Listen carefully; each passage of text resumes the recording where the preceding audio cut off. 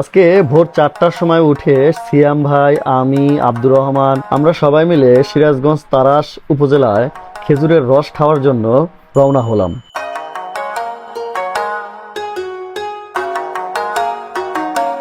তো আমরা পৌঁছানোর পর দেখি সন্ধ্যা থেকে রাত 3টা পর্যন্ত যে রসটা হয় সেই রসটা দিয়ে আসলে গুড় তৈরি করা হচ্ছে।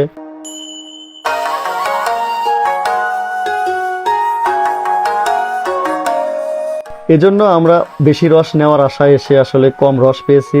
তো আমরা এখানে যতটুকু পেয়েছি আলহামদুলিল্লাহ, এবং খুব সুস্বাদু ছিল, ভালো লেগেছে।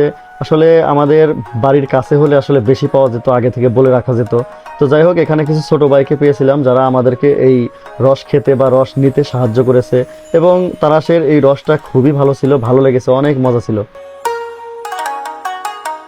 আপনারা যারা রস খেতে চান তাহলে আপনাকে যেতে হবে একেবারে 3টা সাড়ে 3টার দিকে।